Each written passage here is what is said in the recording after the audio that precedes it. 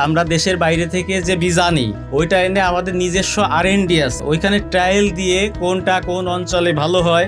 আমরা ব্যবসায়িক উদ্দেশ্য হাসিল করার জন্য যে করা, এটা আমরা করি নাই। কারণ কি, এটা একটা সেবামূলক প্রতিষ্ঠান হিসেবে আমরা তৈরি করছি। কৃষক ক্ষতিগ্রস্ত হওয়া মানে কি পুরো দেশ ধরে ক্ষতিগ্রস্ত হওয়া। আগামী 10-20 বছর যেন আপনাদের সাথে বা ভবিষ্যতে আপনাদের পাশে থাকতে পারি, সেই প্রত্যয় নিয়েই আমরা এখানে আসছি। হ্যাঁ, যে কোনো প্রয়োজনে আমাদের ইনসাফ সিড আপনাদের পাশে থাকবে। ধন্যবাদ। আপনি যে মিষ্টি কুমড়োটা রোপণ করছিলেন এটা কোন জাতের? মহারাজান আচ্ছা কুমড়া আমরা 2 বছর লাগাচ্ছি।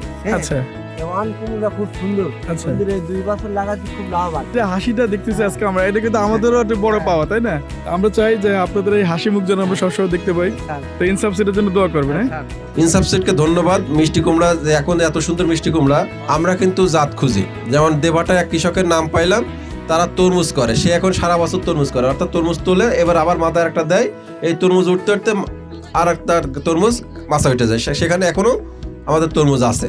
তো দেখেন ইনার এই জাতটা যেটা আছে মহারাজ, সেটা বলতেছে এটা সারা বছর, তবে শীতকালে ভালো দেয়। কিন্তু আমাদের মিষ্টি কুমড়া কখন হয় ভালো?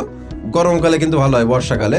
তো সেই যদি আমরা শীতকালে যদি একটা ভালো জাত পাই, তাহলে এটা কিন্তু আমাদের জন্যই। এবং এই যে মিষ্টি কুমড়োর দামটা এখন কাঁচা যে বিক্রয় করতে গেলে কিন্তু যেহেতু আনকমন একটা, এখন কোনো কাঁচা মিষ্টি কুমড়ো পাওয়া যাবে না, তাহলে কিন্তু কৃষক বা আমরা যারা কিনতে যাব তারা কিন্তু আগ্রহ সহকারে কিনবো যে এই সময় কাঁচা একটা মিষ্টি কুমড়া পাওয়া যাচ্ছে। এটা কিন্তু একটা যাদের বৈশিষ্ট্য, একটা কোম্পানি বা একটা যারা বিক্রয় করবে তাদের জন্য একটা ভালো উদ্যোক্তা, এবং আমাদের জন্য আশা করা যে না আমরা কন্টিনিউয়াস এই বীজটা বা এটা চাষ করতে পারি।